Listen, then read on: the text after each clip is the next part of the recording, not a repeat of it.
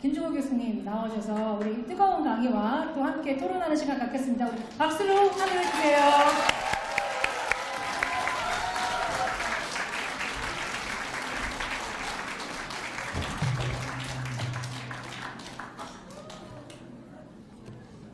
와, 눈깔들 봐라.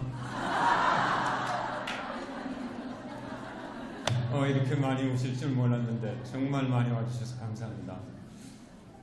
제가 조금 긴장이 되는데 오전에 너무 뜨거운 강의를 해주셔서 이 오후를 어떻게 해야 될까 이렇게 생각을 하다가 가슴은 뜨겁게 머리는 차갑게 오전은 뜨겁게 오후는 차갑게 이렇게 하려고 생각을 했습니다.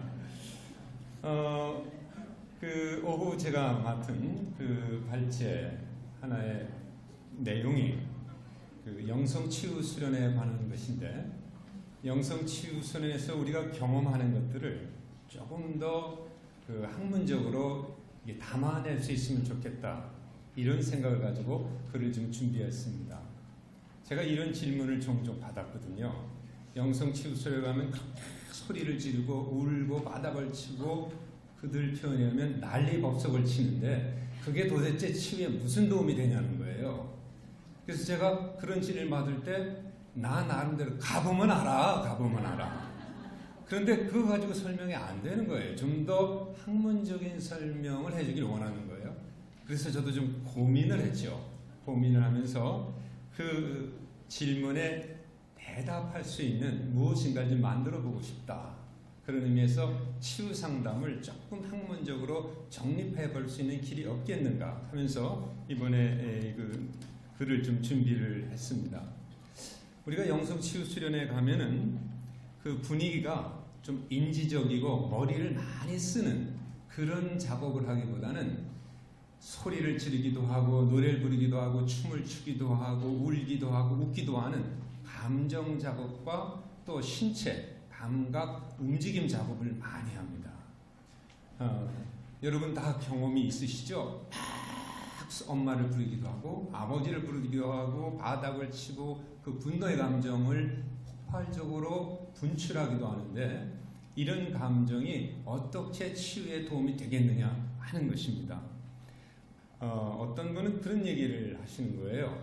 그렇게 하는 것은 오히려 밖에 가서 이 감정적으로 지나치게 될 가능성이 있고 또 그 분노를 밖에 나가서 폭발할 가능성도 있어서 위험하지 않느냐 이런 질문하시는 분들이 공부를 많이 하신 분들이 그런 질문을 해요. 그 습을 근데 제가 거기에 대해서 뭔가 좀 멋있게 말을 해주고 싶은데 뭐가 없어요. 그래가지고 왜? 저는 그런 말하면 안 됩니까? 아니. 사실 저는 총장님한테 배운 거예요. 그거밖에 없어요. 그런데 제가 보니까요. 그런 경우가 가끔 있기는 있어요. 거기서 그렇게 하다 집에 가서 남편이나 엄마한테 이렇게 하는 사람이 있는데 이거는 영성치유 수련에서 감정 작업을 했기 때문이 아니라 오히려 감정 작업을 충분히 하지 못했기 때문에 그래요. 건드려지기만 한 감정이 문제죠. 그래서 제가 그런 차원에서 오늘 제가 좀 준비한 이야기를 하려고 합니다. 현대에 오면서 상담과 심리치료 분야에 많은 변화가 있었습니다. 그 심리학은 물론이고 생물학, 특별히 과학적인 뇌신경학 사이에 학제 간의 그 많은 대화와 연구가 있었습니다. 그래서 심리치료의 새로운 패러다임이 등장하기 시작했는데 그게 뭔가 하면은 감정을 처리하고 감정을 다루는 것에 대한 중요성이 강조되게 된 것입니다. 감정이 굉장히 중요하다는 것이 이 새로 그 학제 간의 연구를 통해서 강조됐다는 겁니다. 치유에 있어서 상처의 그 모든 자료들을 다룰 때 우리 영성치유 수련에서 그렇습니다만은 과거에 있었던 이야기를 해요. 내가 어떻게 상처를 받았고 어떤 아픔이 있었던 일을 이야기하는데, 이때 이야기를 하면서 이야기만이 아니라 많은 감정들을 경험합니다. 분노, 슬픔, 공포, 그 다음에 죄책감, 이런 감정들을 경험하면서 또한 신체적으로 막 부들부들 떨기도 하고 막 어느 경우엔 뒤로 넘어지기도 하고 주저앉기도 하면서 감정 작업과 신체 감각 작업이 함께 이루어집니다. 근데 이런 것들이 치유에 도움이 된다는 것이 오늘날 뇌신경과학에 의해서 입증이 되고 있는 거예요. 입증이 되고 있다. 그래서 얼마나 제가 이 부분을 발견하고 신났는지 모릅니다. 그 스볼에게 해줄 얘기가 있었죠. 폴 맥린에 따르면 인간의 뇌는 진화의 역사에 따라서 그 파충류의 뇌라고 불리는 뇌관이 있고요. 그게 제일 먼저 생긴 거죠. 그 다음에 포유류의 뇌라고 불리는 변형계, 그 다음에 영장류의 뇌라고 불리는 대뇌피질, 이성의 뇌, 이렇게 3층 구조로 되어 있고 그분의 분류가 많이 인정을 받고 있습니다. 그런데 오늘 주목할 만한 연구가 하나 나왔어요. 이게 뭔가 하면 뇌의 진화와 발달의 과정으로 볼 때 제일 먼저 발달된 것은 그 뇌관이라는 겁니다. 그 대뇌피질 이성의 뇌가 아니라는 거예요. 그래서 그 맨 위에 있는 대뇌피질 같은 상위 구조는 그 아래에 있는 하위 구조에 영향을 받는다는 겁니다. 영향을 받는 거예요. 따라서 그 뇌에서 뇌로 이어지는 정보의 교통량이 대뇌에서 변연계와 뇌관으로 이동하는 하향식 교통량보다 뇌관과 변연계를 거쳐서 대뇌로 올라가는 상향식 교통량이 더 많다는 것입니다. 이건 뭘 의미하는가 하면 그 치유에 있어서 특별히 트라우마나 깊은 상처 같은 치유에 있어서 우리 대뇌피질을 다루는 것보다 뇌관이나 변연계 이런 것들을 다뤄줄 필요성이 있다는 것을 강조해 주는 것입니다. 그 그림을 하나 좀 보여주실까요? 이게 어제 제가 이 얘기를 하려고 제가 손으로 그린 거예요. 여러분에게 좀 쉽게 해주려고. 조금 더 보여주세요. 예, 저기 보면 저 화살 쪽 가운데 있는 게 있죠? 대뇌피질에서 변연계를 통해 소뇌로 그리고 뇌관으로 이동하는 교통량이 있습니다. 머리로 합리적으로 생각해서 우리의 감정이나 또 이 자율신경계를 조절할 수가 있다는 것을 얘기하는데 그건 매우 적다는 거예요. 오히려 감정이나 뇌관에서 일어나는 자율신경에 의해서 위로 올라가는 상향식 교통량이 저렇게 두껍게 많다는 것입니다. 특별히 깊은 상처나 또는 트라우마 같은 큰 고통은 하향식 그런 교통량이 작을 뿐만 아니라 상향식 교통량이 많을 수밖에 없다는 걸 얘기하고 있습니다. 예, 이제 그림은 됐습니다. 그래서 오늘날 뇌 연구 이론에 따르면 인지적인 작업을 많이 하고 통찰적인 작업을 많이 하는 게 치유에 도움이 되지만 특히 깊은 상처나 트라우마를 다루는 데는 그렇게 도움이 안 된다는 것입니다. 감정을 많이 다루는 그 감정 작업을 해야 된다는 것입니다. 조금 전에 말씀드린 것처럼 최근의 심리치료에는 이 패러다임의 전환이라고 할 수 있는 중대한 변화가 있었는데 그건 뭐냐면 프로이트 후기, 프로이트가 그 처음에 주장을 했다가 버렸던 감정 정화 작업의 중요성이 다시 등장하고 있는 것입니다. 그리고 인지치료에서 간과했던 감정과 감정 작업에 주목하는 거예요. 그래서 요즘 뇌과학 연구자들에 나온 이야기를 제가 거기에 몇 가지 실었는데 59페이지 밑에서 한 10제쯤 줄에 보면 이런 얘기가 있습니다. 리처드 라이언은 동기와 감정이라는 학술지에서 이렇게 기록했습니다. 인지적 접근이 우세했던 30년이 지나고 이제는 동기와 감정의 처리 과정이 다시금 조명을 받고 있다. 실제로 동기와 감정을 다루지 않는 인지적인 개입들은 그 효과가 적을 뿐만 아니라 적용할 수 있는 영역도 제한적이라는 사실이 밝혀지고 있다. 그 외에도 세 분의 그 뇌과학 심리학자들의 이야기를 거기다 제가 인용을 해놨습니다. 이분들의 한결같은 얘기는 감정을 처리하고 조절하고 감정 작업을 하는 것이 얼마나 중요한지를 다 공통적으로 이야기하고 있는 것입니다. 건강한 사람의 경우 교감신경과 부교감신경이 잘 교환적으로 바뀌면서 기량작용이 이루어진다고 합니다. 이 기량작용은 그 서로 반대가 되는 교감신경과 부교감신경이 상호작용을 함으로써 독주를 막고 균형을 이루게 하는 거죠. 기량작용이 원만하게 이루어질 경우 위험한 상황에서는 교감신경이 작동을 합니다.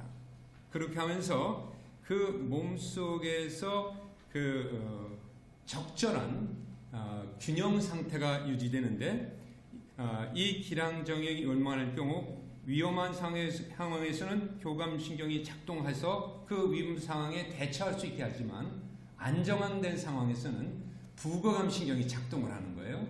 그래서 그 편안이 이완되고 휴식과 평안을 누릴 수 있는 상태가 됩니다. 이때 교감신경과 부교감신경은 적절한 경계와 범위 안에서 작동을 합니다. 적절한 범위 안에서 작동을 해요. 그래서 안정된 각성 상태를 유지하는데 옥텐과 민톤이라는 학자는 자율신경계가 작동하는 적절한 경계와 범위를 내성 영역이라고 했습니다. 내성 영역.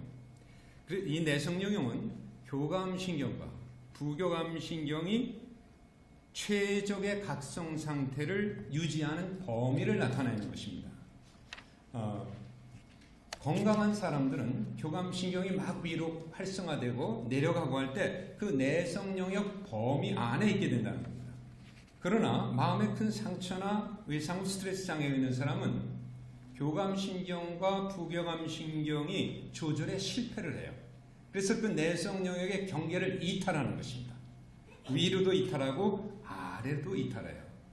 이것은 교감신경이 과각성되었구나, 또 부교감신경이 지나치게 저각성되었다는 걸 말하는데, 교감신경이 과각성되면 심장 박동, 혈압 상승, 근육 수축, 호흡 불량, 소화 불량, 과잉정서, 분노, 고통, 또 공포, 이런 것에 막 떨게 되는 거죠. 부교감신경이 지나치게 저각성되면 빈맥, 저혈압, 해리, 낙담, 우울, 무감동 같은 상태가 되는 것입니다.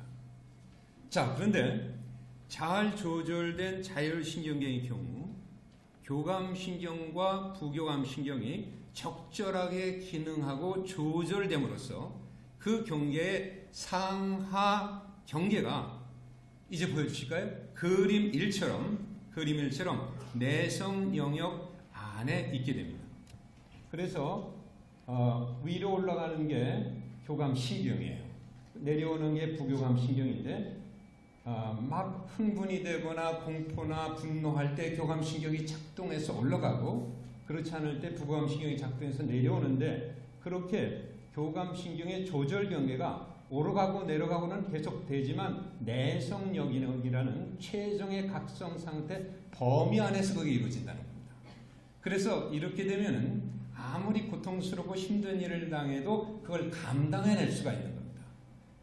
그런데 잘 조절되지 않고 그 조절에 실패한 그 신경계, 그러니까 트라우마나 깊은 상처로 인해서 자율신경계가 손상된 경우 교감신경과 부교감신경은 그 신경계의 상하 경계를 이탈합니다. 그림 두 번째를 좀 보여주시겠습니까? 여기 보면은 교감신경이 과각성돼요. 이렇게 되면 작은 자극이나 충격을 받아도 공황 상태가 되거나 숨이 가빠지거나 뒤로 넘어지거나 이런 지나친 과각성 상태가 되거나, 아니면 심한 우울증이나 무기력이나 해리 상태로 저각성된 상태로 떨어질 수 있다는 것입니다. 이게 문제인 거죠. 즉 내성 영역의 조절 경계를 위아래로 벗어나는 것이 외상 스트레스 장애나 심한 상처를 가지고 있는 사람들이 지닌 문제고 그것이 치유에서 보는 뇌신경학적인 문제가 된다는 겁니다. 자, 그렇다면 치유란 뭘까? 치유는 자율신경계가 안정이 되는 것입니다. 그래서 교감신경과 부교감신경의 조절 경계가 그 내성 영역 안에 있게 되는 거죠. 근데 그렇게 되기 위해서는 우리가 두 가지 생각할 수 있는데, 하나는 그 조절 그 영역, 내성 영역 밖으로 이탈된 교감 부교감 신경을 안으로 집어넣는 게 있겠죠. 또 하나는 내성 영역의 그 조절 경계를 넓히는 방법이 있겠죠. 그런데 팻 옥덴이라는 학자는 넓히는 쪽에 관심을 뒀습니다. 왜 그런가 하면 우리가 심한 상처를 입거나 트라우마 같은 그런 경험을 하면 이 조절계가 수축돼서 좁아진다는 거예요.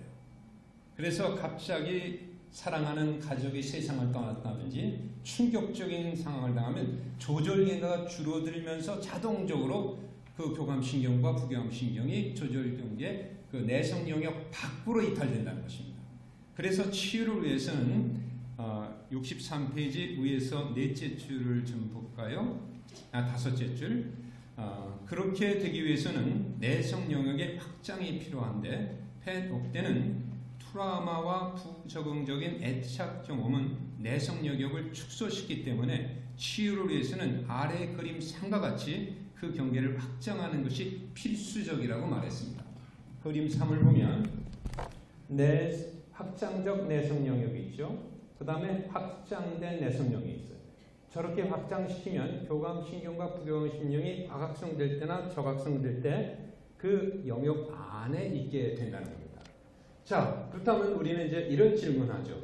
그렇다면 내성 영역의 경계가 확장되기 위해서 필요한 것은 무엇인가라는 질문입니다. 여기에 대해서 아까 말씀드린 여러 학자들이 공통적으로 하는 얘기가 뭐냐면 감정을 처리하고 통합하는 감정 작업이 필요하다는 것입니다. 팻 옥덴에 따르면 63페이지 밑에서 7째 줄 내성 영역이 확장되기 위해서는 핵심 감정을 경험하고 표현하며 해리되고 억압되어 있었던 감정을 통합하고 감정을 다룰 수 있는 긍정적인 능력을 향상시킴으로써 감정을 나타내는 신체적인 절차와 행동을 변화시키는 작업이 필요하다고 했습니다. 그래서 이 감정 작업의 필요성이 다시 대두되게 된 것입니다. 여기서 저는 이런 말씀을 드리고 싶은데요. 프로이드가 처음 자기의 심리학을 구축하는 초기 단계에서 사실 그 감정 작업을 강조했습니다. 그래서 소산자금이라는 억압된 감정을 바깥으로 내보내는 것이 치유에 도움이 된다는 얘기를 했다가 그 다음 통찰 작업이라고 하는 것을 강조하면서 그 감정 작업의 중성을 내버렸죠. 그래서 오늘날 정신구성에서는 감정 작업보다는 통찰 치료라는 인지 작업이 더 중요한 전통으로 여겨집니다. 그런데 오늘날 이런 뇌과학적인 연구에서 감정 작업의 중요성이 다시 강조되고 있어요. 그래서 저는 하고 싶은 얘기가 뭐냐면 프로이드의 초기 이론, 즉 카타르시스와 같은 감정 작업을 강조했던 프로이드의 초기 이론이 부활하고 있다. 이 얘기를 하고 싶은 거예요. 우리는 지금 부활하고 있다. 이것이 최근 그 심리 치료의 새로운 동향이라고 할 수 있습니다. 그런데 우리 영성치유 수련에서는 재구성적인 감정 작업을 해요. 재구성은 과거에 있었던 상처나 아픈 얘기를 지금 여기서 다시 경험하는 건데 그때 그 경험을 하면서 엄청난 감정 작업을 하게 됩니다.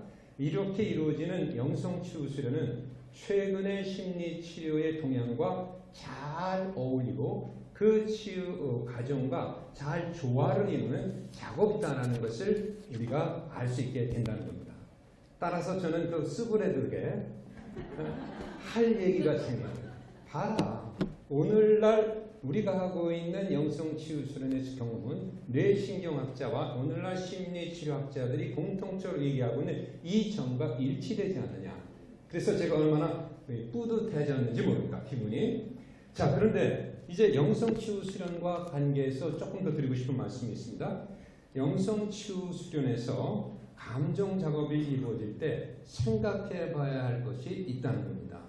그게 뭔가 하면 그 영성치유 수련을 할 때 이 격렬한 감정들을 표현하다 보면은 이 교감신경의 조절 경계가 자율신경의 내성 영역 밖으로 벗어나는 과각성 상태가 가끔씩 생길 수 있다는 겁니다.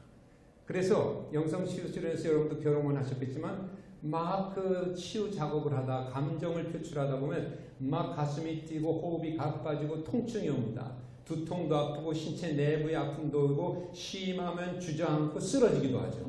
이런 경우를 한번 보신 적이 있을 텐데 이것은 그분의 지금 교감신경이 내성 영역을 이탈한 상태로 볼 수 있습니다. 따라서 리더는 영성치유 수련의 리더는 치유 작업을 할 때 피치유자의 교감신경이 내성 영역의 그 경계를 벗어나지 않을 정도로 그렇게 작업을 할 필요가 있다는 거예요. 리더의 지나친 욕심이나 열망 때문에 피치유자가 스스로 소화해낼 수 없는 강렬한 감정까지 너무 몰고 들어가서는 안 된다는 것입니다. 그러나 여기 또 중요한 것이 있는데 그렇다고 해서 감정 작업이 너무 안이하게만 이루어지면 자율신경의 내성 영역의 확장을 기대할 수가 없어요. 너무 안이하게만 진행이 돼요. 여기서 중요한 것이 감정 작업의 수위 조절에 주목하는 것입니다. 이건 뭘 얘기하는가 하면 교감신경의 조절 경계가 내성 영역을 이탈하지 않는 범위 내에서 그 내성 영역에 최대한 근접하고 그걸 자극할 수 있는 정도의 감정 작업을 하는 것입니다. 즉 각성된 교감신경의 조절 경계가 그림 4처럼 하나 좀 더 보여주실래요? 예, 저 화살표가 있죠? 3개가 있는 내성 영역을 벗어나지 않으면서 분노 작업을 한단 말이에요. 근데 저걸 벗어나지 않으면서 그러나 그걸 근접할 수 있어야 돼요. 너무 안이하게만 화가 나는데 화가 나요. 이렇게 가지고는 내성 영역의 확장을 기대할 수 없어요. 그래 너무 까무라칠 만큼 분노를 많이 내면 저걸 이탈한단 말이에요. 그 근접할 수 있는 그 정도 내에서 분노든 그런 감정 작업을 하는 것이 필요하다는 겁니다. 이것은 치유자의 치유 작업이 그만큼 전교해야 된다는 걸 말하는 것이고 이것이 바로 영성치유 수련 리더에게 요청되는 하나의 능력이라고 말할 수 있겠습니다. 그러나 그럼에도 불구하고 영성치유 수련을 하다 보면 종종 자극이 교감신경의 자극이 내성 영역을 벗어나는 일이 종종 있습니다. 제가 할 때도 있었고요. 조심하더라도 넘어갈 때가 있다는 거예요. 그러면 이런 질문 하는데요. 그렇게 내성 영역을 넘어가는 일이 있을지라도 영성치유 수련은 피치유자에게 도움이 되겠느냐는 질문입니다. 여기에 대해서 신중한 대답은 도움이 된다는 것입니다. 왜 되느냐? 그 65페이지에 밑에서 한 15째 줄 보면 심리치료와 뇌신경공학을 통합적으로 연구한 브룸버그는 말하기를 치료자는 환자가 안전하게 느끼는 그 한계와 범위를 넘지 않도록 해야 하지만 그것은 실제로 하다 보면 불가능한 일이며 오히려 그 불가능한 경험 때문에 환자에게 치료적 변화가 가능해진다고 했습니다. 저는 여기에 그것이 치유에 도움이 된다는 이유로 제가 덧붙이고 싶은 것은 이건데요. 영성치유 수련에서 피치유자가 저렇게 강렬한 감정 경험을 할 때는 그 감정을 받아주는 사람이 있기 때문이라는 거죠. 소 집단에서 모든 집단원들은 그 감정을 받아주고 수용해줘요. 그 감정을 표현했을 때 이것이 거절당하지 않고 수용이 될 때 그때는 조절 경계를 내성 영역을 벗어난 감정 표출이라도 도움이 된다고 보는 것이 제 입장입니다. 특별히 알프레드 비온이라는 사람은 유아가 건강하게 자라기 위해서는 유아가 스스로 소화할 수 없는 감정을 받아주는 엄마의 그 태도가 필요하다고 그랬는데 그걸 담아주기라고 그랬습니다. 유아는 자기가 감당할 수 없는 공포나 무서움을 엄마에게 투사적으로 표출해요. 누워있는데 천둥이 팍 친단 말이에요. 그럼 아이가 막 울지요. 그때 엄마가 와서 그 아기를 안아주면서 괜찮아 괜찮아 그래서 놀랬구나 하면서 그 감정을 받아줘요. 받아준다는 것은 엄마가 그걸 소화해서 조절해서 유아가 견뎌내고 소화할 수 있는 형태로 바꿔서 아이에게 다시 돌려주는 것이라고 볼 수 있습니다. 저는 영성치유 수련이 이루어지는 소집단은 피치유자가 감당할 수 없어서 투사적으로 표출한 경험과 감정을 담아주는 커다란 컨테이너와 같다. 그 소집단은 그걸 받아준다는 것입니다. 그래서 그걸 소화할 수 있는 형태로 같이 울어주고 공감해주면서 다시 되돌려주죠. 이 경험이 있기 때문에 내성 영역을 벗어난 일이 가끔 있어도 그 피우자의 치유에 도움이 된다는 입장입니다. 그 뒤에는 이러한 재구성적 감정 작업이 어떻게 치유에 도움이 되는지를 사례를 통해서 제가 기록을 했는데 제가 발제할 시간이 다 됐어요. 끝내야 할 시간이. 너무 좋은 사례를 이렇게 제가 한 분과 만나서 실험 사례를 한 것입니다. 제가 이번 발제를 위해서 이 부분을 같이 상담하고 이걸 좀 정리해 보려고 한다고 말씀을 드리고 그분이 동의를 해주셔서 너무나도 감사하게 그분에 관한 치유 과정을 적고 그분의 그 변화 과정을 이런 뇌신경학적으로 좀 분석해 놓은 것이 사례에 있습니다. 이것을 다 읽을 수 없는 시간이어서 좀 아쉽습니다만은 여러분이 집에서 꼭 읽어보시기를 바라고 마지막으로 나가는 말, 그 73페이지. 저는 이 논의를 정리하면서 두 가지 사항을 주목하고 싶은데, 첫째, 재구성적 감정 작업은 마음의 상처를 치유하는데 도움이 되는 효과적인 접근 방식이라는 것입니다. 그 사실은 임상적인 경험과 뇌신경학적인 연구에서 입증되고 있다. 치유 과정에서 이루어지는 감정 작업은 감정을 정화하는 효과만이 아니라 자율신경의 내성 영역을 확장시킴으로써 이전에 감당할 수 없었던 경험과 감정을 조절하고 통합할 수 있게 한다. 그 밑에 쭉 내려와서 둘째, 재구성적 감정 작업을 하는 영성치유 수련이 보다 더 효율적인 치유 과정이 되기 위해서는 다음과 같은 사항들을 이념할 필요가 있다는 겁니다. 영성치유 수련의 리더는 피치유자의 도감신경의 조절 경계가 자율신경의 내성 영역 경계를 이탈하지 않는 범위 내에서 그 경계에 최대한 근접하고 자극할 수 있는 정도의 감정 작업을 하도록 돕는 것이 필요하다는 겁니다. 그러나 감정 작업이 너무 안이하거나 부족한 상태에서 진행되면 자율신경의 내성령이 확장되지 않는다는 것입니다. 나머지 부분은 읽어보시고요. 저는 그 영성치유 수련에서의 감정 작업이 효과적인 치유 과정이 된다는 것을 뇌신경학적인 입장에서 설명을 하려고 노력을 했습니다. 그러나 이제 그 영성치유 수련은 이런 뇌신경학적으로만 설명해낼 수 없는 그 부분이 있습니다. 영적인 접근이 있고 또 관계적인 측면이 있고 또 전인적인 측면이 있어요. 그 부분은 이 논문에서 고려되지 않았다는 것을 밝혀두는 것입니다. 이상으로 제 논문의 발제를 마치도록 하겠습니다. 들어주셔서 고맙습니다. 감사합니다.